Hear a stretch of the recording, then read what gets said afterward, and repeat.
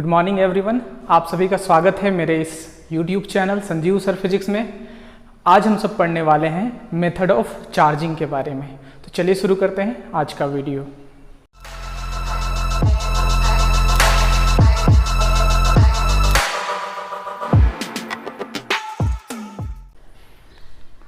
Method of charging समझने से पहले हम सब चार्जिंग समझते हैं। सबसे पहले आपको चार्जिंग के बारे में बताया गया था इलेक्ट्रॉनिक थ्योरी ऑफ चार्जिंग में कि ट्रांसफर ऑफ इलेक्ट्रॉन को ही चार्जिंग कहते हैं, ठीक है ना। तो चार्जिंग जब भी बोला जाए तो इसका मतलब ट्रांसफर ऑफ इलेक्ट्रॉन समझना है। तो चार्जिंग का मतलब क्या है? चार्जिंग का मतलब है transfer of electron.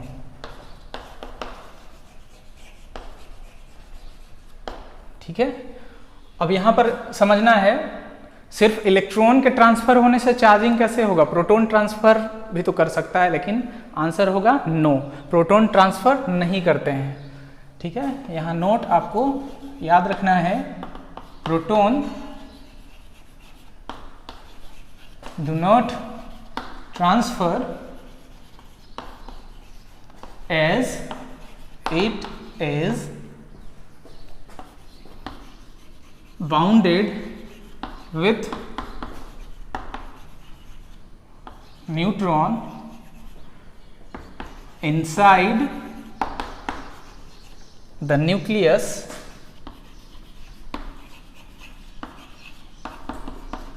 with a strong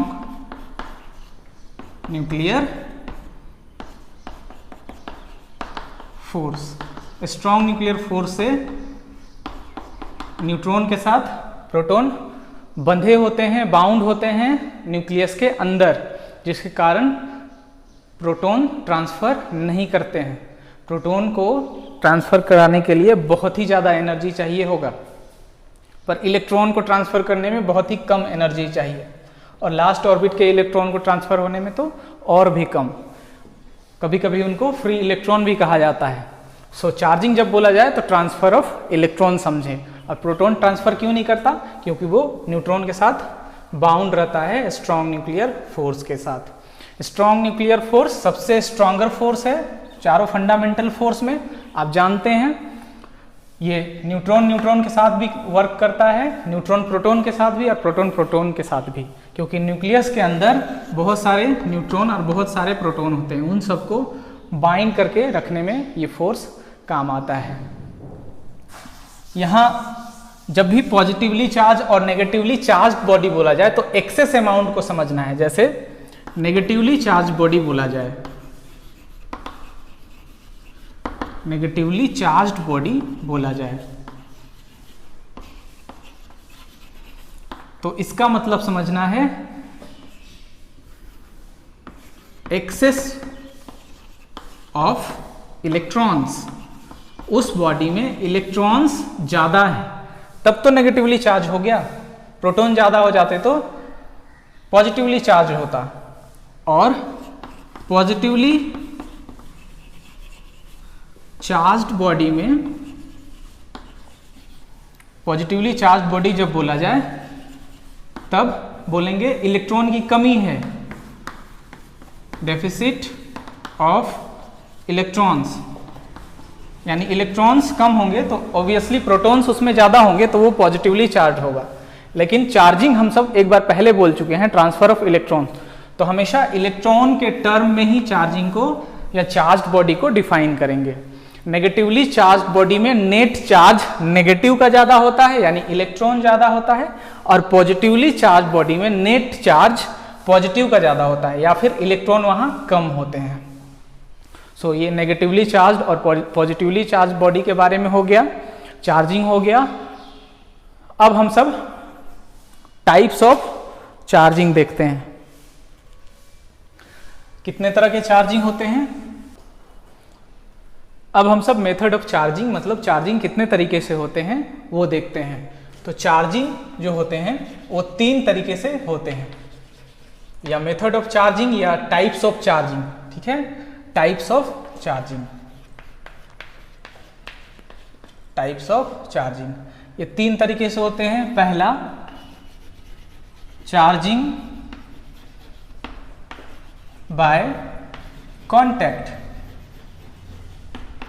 इसमें क्या होता है, 2 ऑब्जेक्ट आपस में कांटेक्ट में आते हैं। इसका दूसरा नाम है इलेक्ट्रिफिकेशन बाय कंडक्शन।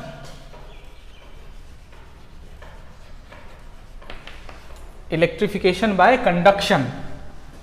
दूसरा है चार्जिंग बाय फ्रिक्शन। इसमें 2 ऑब्जेक्ट को आपस में रगड़ा जाता है, ठीक है ना। इसका भी दूसरा नाम है इलेक्ट्रिफिकेशन। इलेक्ट्रिफिकेशन मतलब इलेक्ट्रीफाई करना यानी चार्ज करना, ठीक है ना। Electrification by friction. और तीसरा है charging by induction. Charging by induction. और ये दोनों तो आपस में कांटेक्ट में आते हैं। इसमें 2 ऑब्जेक्ट को बिना कांटेक्ट में आए चार्ज करते हैं, ठीक है। तो यहां ये है non contact charging. Non contact charging या electrification.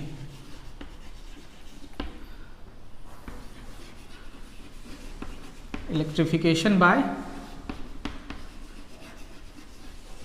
Induction, non contact charging और इलेक्ट्रिफिकेशन। अब हम सब इन तीनों को बारी बारी से समझते हैं।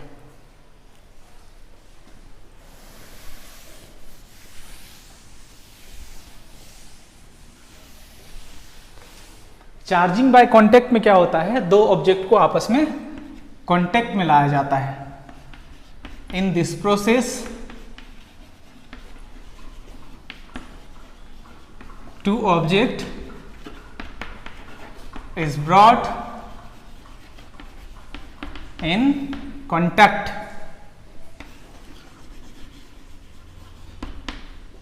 जिसमें से एक जो होगा वो चार्ज होगा। 1 is charged, एक चार्ज्ड होगा और दूसरा वो जिसको चार्ज करना होगा, मतलब न्यूट्रल होगा। 1 is charged and another is neutral और uncharged, ठीक है। एक चार्ज होगा और दूसरा न्यूट्रल होगा या अनचार्ज होगा। तो 2 तरीके से आप इसमें चार्जिंग कर सकते हैं, या तो नेगेटिव चार्ज कर सकते हैं ऑब्जेक्ट को, या तो पॉजिटिव चार्ज कर सकते हैं। पहला हम सब इसमें देखते हैं नेगेटिव चार्जिंग।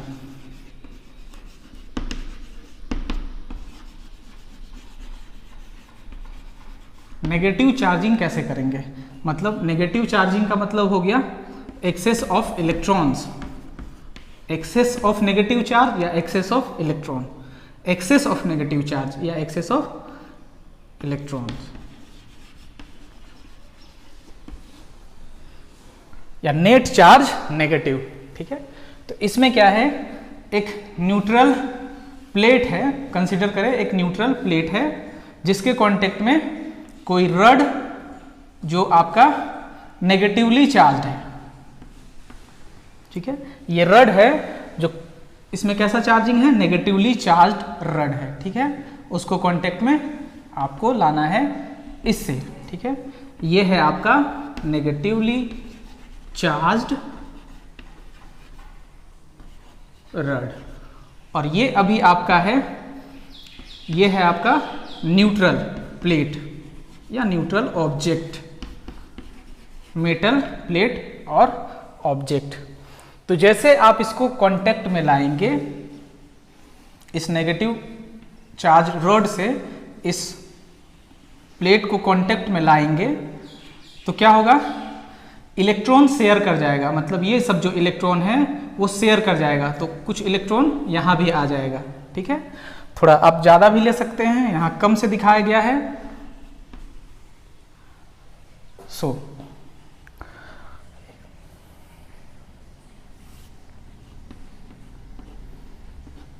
ठीक है। तो कुछ इलेक्ट्रॉन इससे इसमें ट्रांसफर हो जाएंगे, मतलब इलेक्ट्रॉन शेयर होगा, इलेक्ट्रॉन शेयर हो जाएगा, ठीक है। तो शेयर हो जाएगा तो ये भी क्या हो जाएगा, यहाँ भी पहले न्यूट्रल था, अब इस पर इलेक्ट्रॉन आ गया, तो इलेक्ट्रॉन आ गया तो एक्सेस ऑफ इलेक्ट्रॉन मतलब क्या हो गया, एक्सेस ऑफ इलेक्ट्रॉन मतलब नेगेटिव चार्जिंग, ठीक है।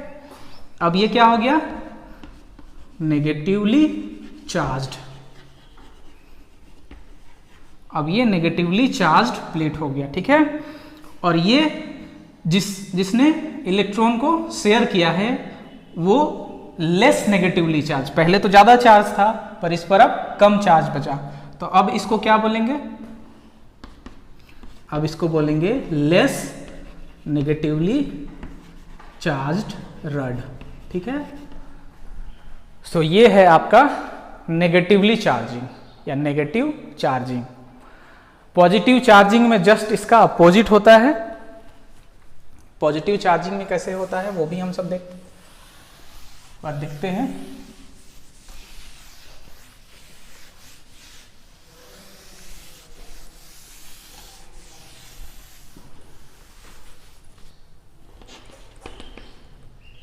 पॉजिटिव चार्जिंग,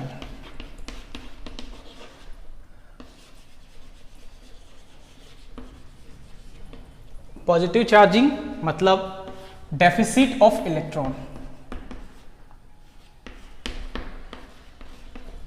इलेक्ट्रॉन कम होगा तो ऑब्वियसली प्रोटॉन्स ज़्यादा हो जाएंगे, पर हम सब इलेक्ट्रॉन्स के बेसिस पर चार्ज को डिफाइन करते हैं, प्रोटॉन्स को कंसीडर नहीं करते, क्योंकि पहले बताया गया है आपको प्रोटॉन्स स्ट्रॉन्ग न्यूक्लियर फोर्स से बंधे हुए होते हैं। डेफिसिट ऑफ इलेक्ट्रॉन यानी इलेक्ट्रॉन की कमी, ठीक है।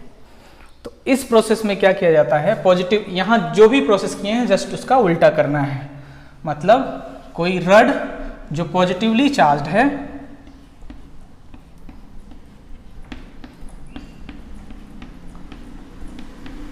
उसको कांटेक्ट में लाना है किसी न्यूट्रल प्लेट से, ठीक है। अभी ये न्यूट्रल प्लेट है,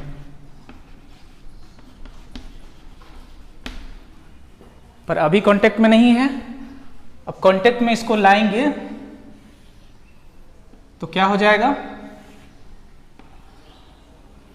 ये आपका कांटेक्ट में लाएंगे तो क्या हो जाएगा, अभी इस पर उल्टा होगा, ठीक है, क्योंकि प्रोटॉन तो शेयर नहीं होते हैं, तो इसमें क्या हो जाएगा, यहां से इलेक्ट्रॉन शेयर होगा, ठीक है, यहां से इलेक्ट्रॉन शेयर होगा, और जो भी पॉजिटिवली चार्ज हैं वो न्यूट्रल होते जाएंगे, मतलब शुरू में ज्यादा पॉजिटिवली चार्ज था, अब ये कम पॉजिटिवली चार्ज हो गया है ना, क्योंकि वो जो इलेक्ट्रॉन यहाँ आए उन सब के साथ ये न्यूट्रल हो गया, और जहां से इलेक्ट्रॉन आएंगे जिस भी प्लेस से, वो प्लेस आपका क्या हो जाएगा, पॉजिटिव पॉजिटिव पॉजिटिव पॉजिटिव, ठीक है। तो अब ये पॉजिटिवली चार्ज हो गया,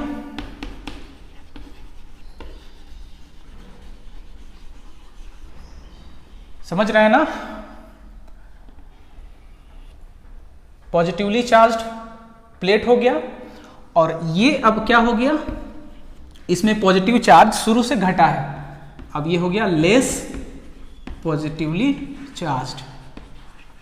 इस प्रोसेस में क्या हुआ, इलेक्ट्रॉन ट्रांसफर हुए न्यूट्रल ऑब्जेक्ट टू कहां, चार्ज्ड ऑब्जेक्ट में, ठीक है। सो electrons transferred to from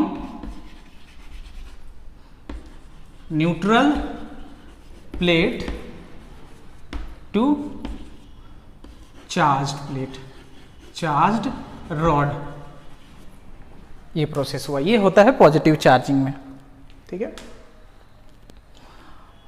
so negative and positive charge charging by contact आपको अच्छे से समझ में आ गया होगा।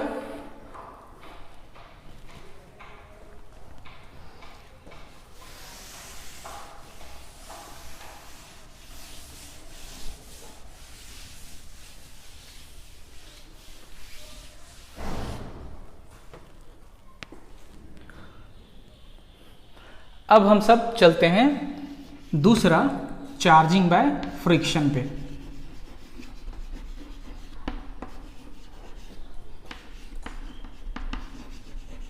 और electrification by friction.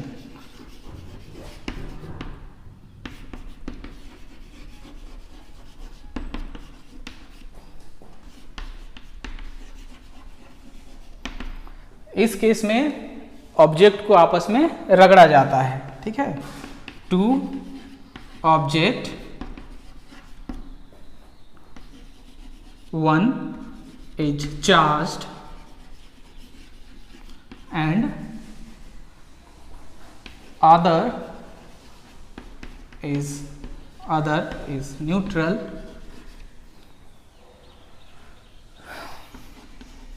rubbed together, ठीक है। इसमें रबिंग किया जाता है, और रबिंग जब भी किया जाएगा तो क्या होगा, there is a transfer of electrons. एक ऑब्जेक्ट, दोनों में से कोई एक होगा जो अपने इलेक्ट्रॉन को लूज करेगा, ट्रांसफर करेगा। ट्रांसफर ऑफ इलेक्ट्रॉन्स, ठीक है, इलेक्ट्रॉन ट्रांसफर होगा। तो जो इलेक्ट्रॉन ट्रांसफर कर देगा, जो इलेक्ट्रॉन्स को लूज करेगा,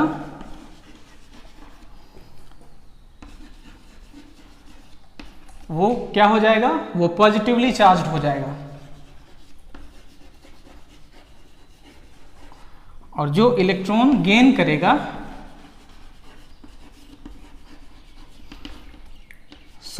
ज्यादा इलेक्ट्रॉन होने के कारण क्या हो जाएगा, negatively charged.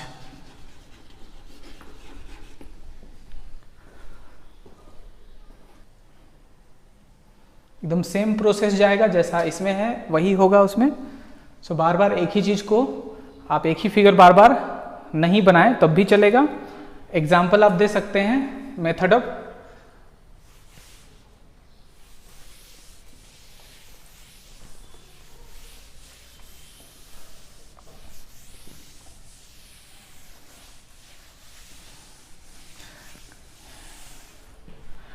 कंघीकरण, charging by friction का एग्जाम्पल है combing is an example of charging by friction. और भी बहुत सारे पेयर हैं। आप एक पेयर और जैसे याद रखने के लिए PN GP, ये दो चीज याद रखिए। आपस में जब रगड़ा जाएगा, plastic, P for plastic, N for negative, G for glass, P for positive. तो प्लास्टिक एक्वायर करते हैं नेगेटिव चार्ज,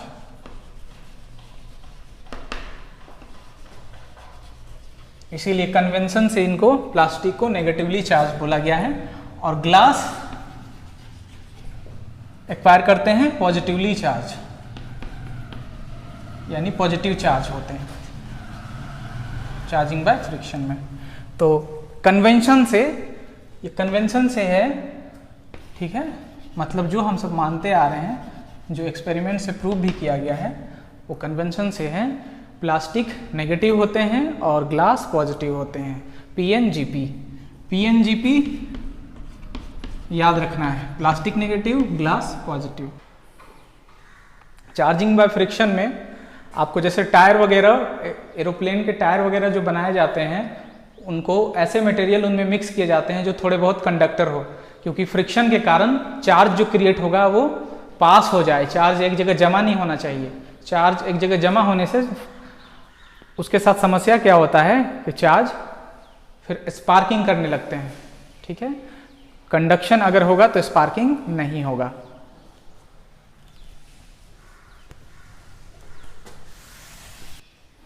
अब हम सब चलते हैं चार्जिंग बाय इंडक्शन।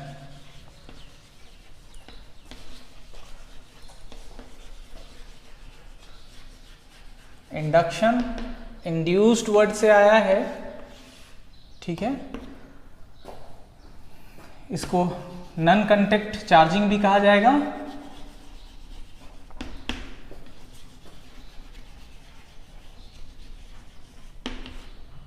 इसमें क्या होता है,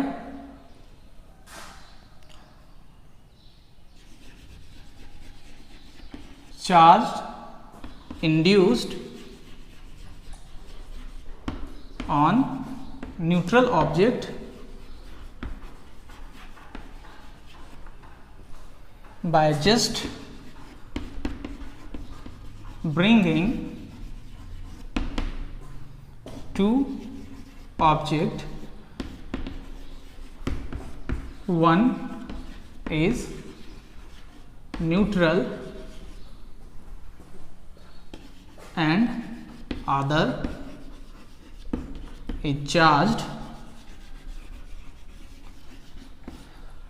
bringing two object close to each other. ध्यान रहे, but not in contact, but not in contact. दो ऑब्जेक्ट को एक दूसरे के बहुत नज़दीक लाया जाता है, जिसके कारण चार्जिंग इंड्यूस्ड हो जाता है।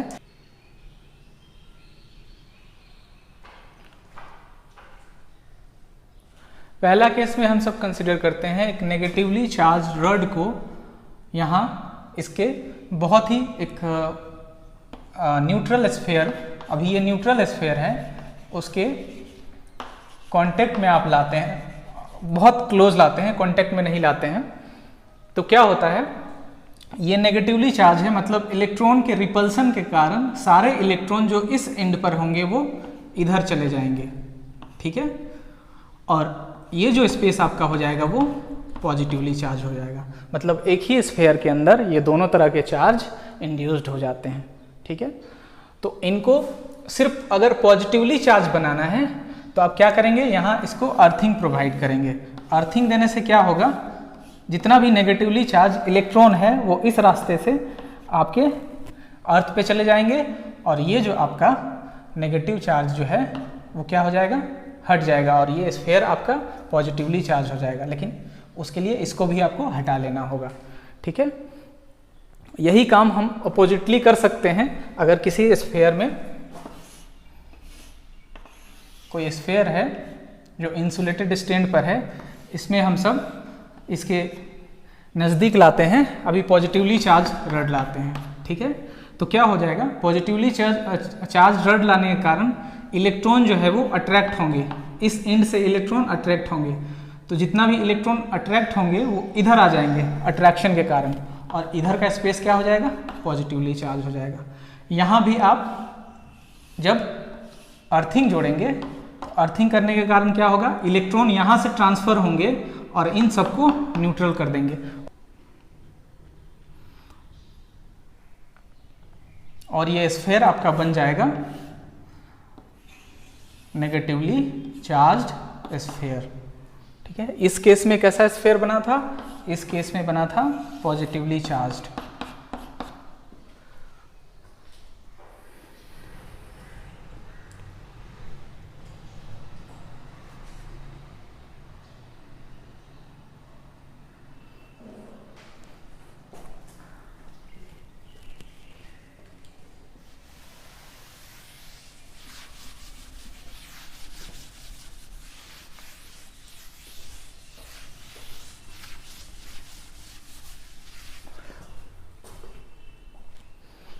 सो एनसीईआरटी में क्वेश्चन पूछता है, how can you charge a metal sphere positively without touching it. तो आपको यही प्रोसेस देना है वहाँ, जो भी चार्जिंग बोले, चाहे नेगेटिव चाहे पॉजिटिव। एक और एग्जांपल देखते हैं, दो स्फीयर एक साथ कांटेक्ट में हैं,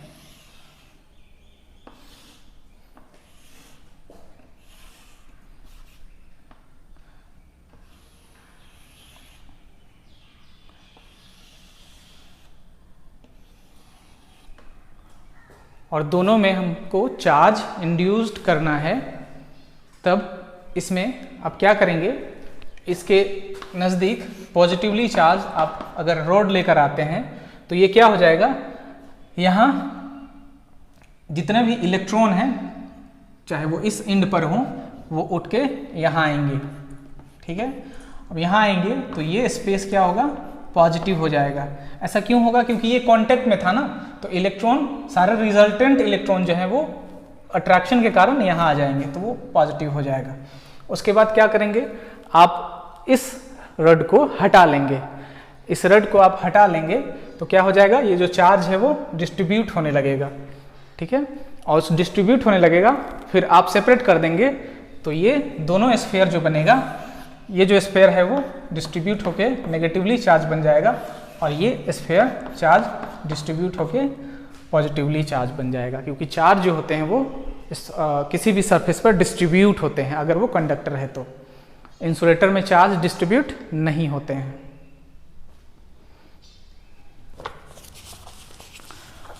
अब हम सब NCERT का क्वेश्चन सॉल्व करते हैं जो आपका है एग्जाम्पल 1.2। एग्जाम्पल 1.2 है, if 10 to the power 9 electrons move out of a body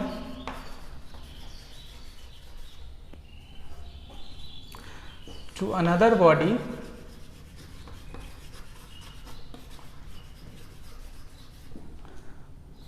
every second.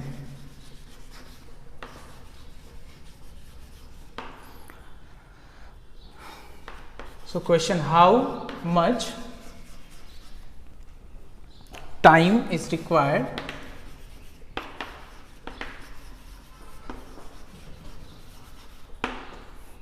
to get a total charge of 1 coulomb on other body? How much time is required to get a total charge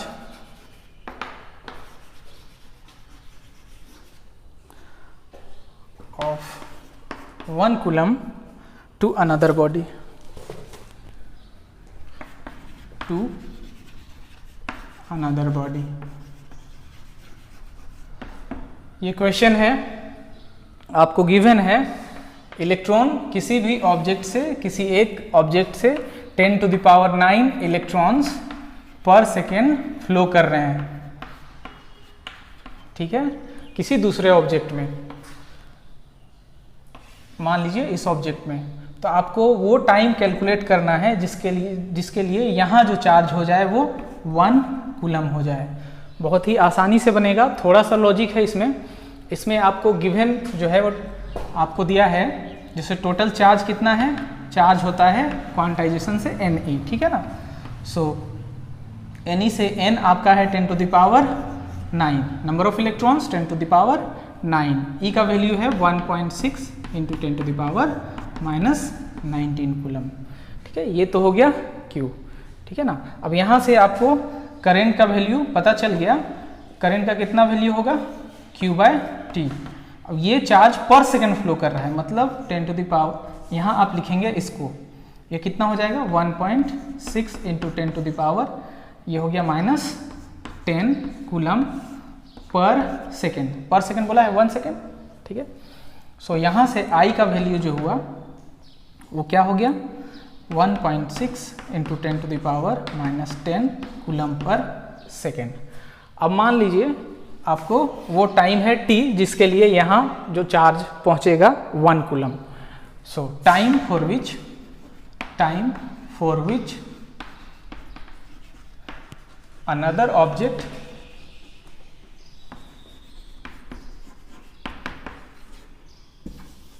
becomes 1 coulomb is T second, ठीक है। So यहाँ फिर से आप current is equals to charge upon time का formula लगाएंगे, और क्योंकि आपको टाइम निकालना है सो T इक्वल्स टू हो जाएगा Q/I। Q का वैल्यू आपको गिवन है यहाँ, ठीक है, 1 कूलम। 1 कूलम करना है, 1 कूलम करना है, और उसके लिए यहाँ जो हम सब पहले से करंट इसका निकाल चुके हैं, कितना है ये 1.6 into 10 to the power -10 coulomb per second. यहाँ से कूलम कैंसिल हो जाएगा और टाइम निकाल रहे हैं तो ऑब्वियसली इसका जो ऐसा यूनिट होगा वो सेकेंड में निकलेगा, ठीक है। सो 1/1.6 और ये 10 to the power 10 हो गया, ये प्लस में, ठीक है। सो इसको आप जब सॉल्व करेंगे तब ये हो जाएगा 10/1.6 इंटू 10⁹9। सो ये कितना हो गया टाइम, ये हो गया 6.25 इंटू 10⁹9 सेकेंड। आप इसको ईयर में चेंज करेंगे तो कैसे चेंज करेंगे? अगर ईयर में चेंज करना हो इसको तो पहले तो इसको मिनट में चेंज करना होगा। ईयर में चेंज करने के लिए आप इसको मिनट में चेंज करेंगे तो क्या करेंगे? उसके लिए 60 से डिवाइड करेंगे, फिर 60 से डिवाइड करेंगे तो मिनट में चेंज होगा, वो आर में चेंज हो जाएगा, ठीक है। फिर 24 से डिवाइड करेंगे तो फिर डे में हो जाएगा, और 365 से डिवाइड करेंगे तो ईयर में। तो ऐसे करके टाइम जो होगा वो लगभग 200 ईयर 198 ईयर आपका मिलेगा।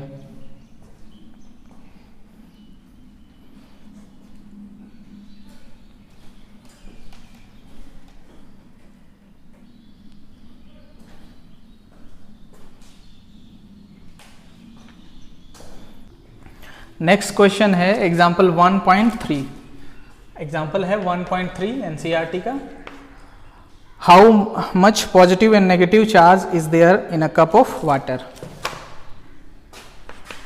How much positive and negative charge are there in a cup of water। एक कप वाटर में कितना पॉजिटिव और नेगेटिव चार्ज है, ठीक है। तो आप यहाँ 1 कप वाटर में लगभग 250 ग्राम मास आप कंसिडर कर सकते हैं। मास ऑफ वाटर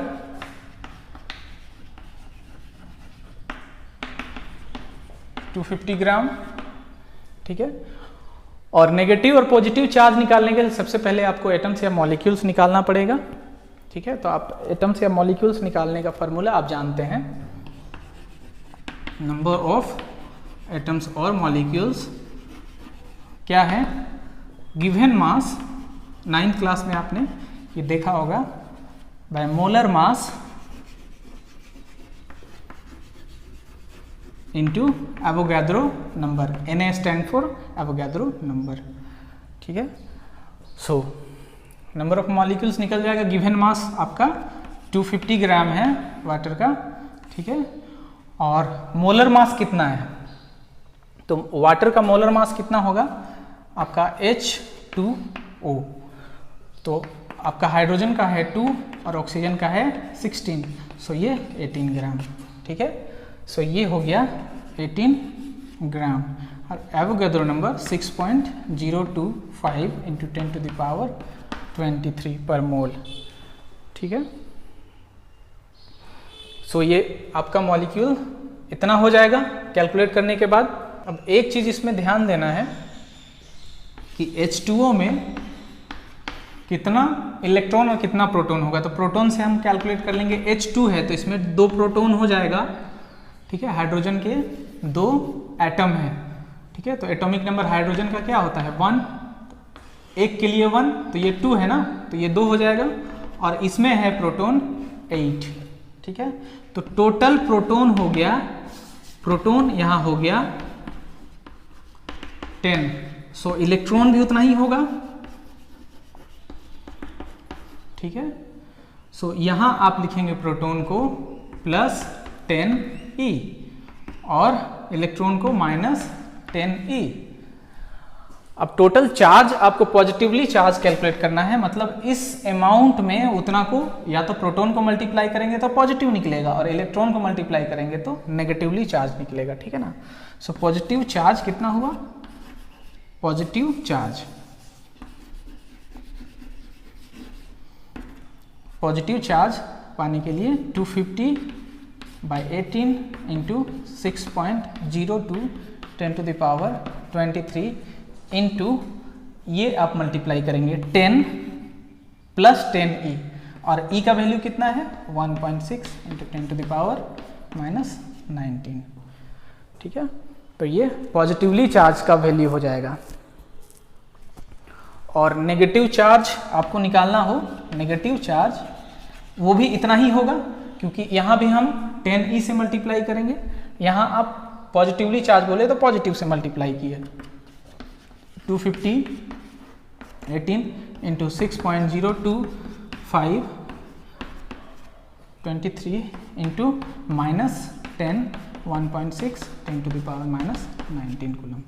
ठीक है, तो ये आपका नेगेटिवली चार्ज हो गया, ये पॉजिटिव चार्ज में आएगा और ये आपका नेगेटिव चार्ज। तो इस तरह से आप इस न्यूमेरिकल को कर सकते हैं। आप इसको सॉल्व कर लें, वीडियो का लेंथ काफ़ी ज़्यादा हो जाता है इसलिए यहाँ सॉल्व नहीं किया जा रहा है।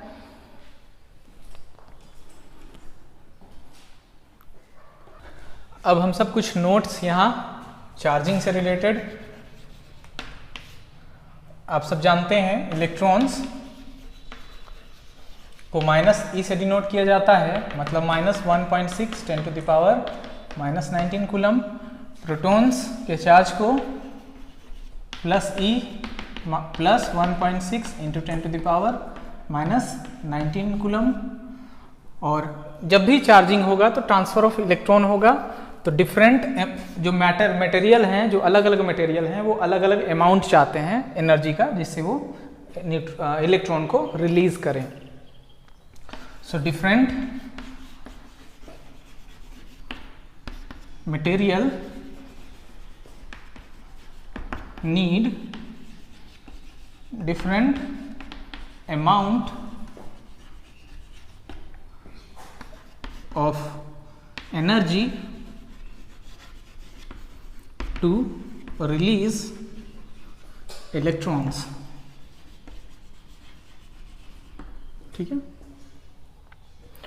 नेक्स्ट जो है, कोई ऑब्जेक्ट पॉजिटिवली चार्ज होता है या नेगेटिवली चार्ज होता है तो उसके मास में चेंज होगा कि नहीं, ये समझना है हमको। ठीक है, तो पॉजिटिवली चार्ज्ड बॉडी जो होगा वो पॉजिटिवली क्यों होगा, क्योंकि वहां से इलेक्ट्रॉन ट्रांसफर कर गया होगा, वहां से इलेक्ट्रॉन ट्रांसफर कर गया होगा, तो इसमें प्रोटॉन्स ज़्यादा बचे होंगे, तो ये पॉजिटिवली चार्ज होगा। तो जब कोई बॉडी पॉजिटिवली चार्ज होता है तो वो उसका मास घटता है। ठीक है ना, मास डिक्रीजेज, मास डिक्रीज करता है। कितना मास डिक्रीज करेगा, जितना इलेक्ट्रॉन चला जाए, कितना मास इसका डिक्रीज करेगा। सो decrease in mass, decrease in मास आपका होगा नंबर ऑफ इलेक्ट्रॉन क्या किया होगा, लूज किया होगा, है ना, ट्रांसफर्ड या लूज, ट्रांसफर्ड इनटू एक मास का इलेक्ट्रॉन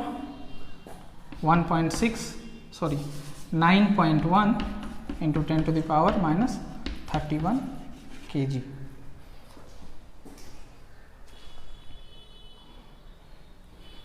उसी तरह नेगेटिवली चार्ज्ड बॉडी को समझना है। नेगेटिवली चार्ज बॉडी का मास क्या होगा,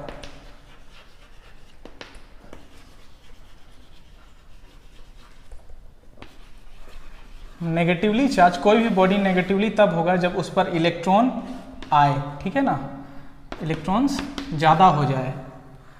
ठीक है, सो नेगेटिवली चार्ज बॉडी का मास इंक्रीज करता है।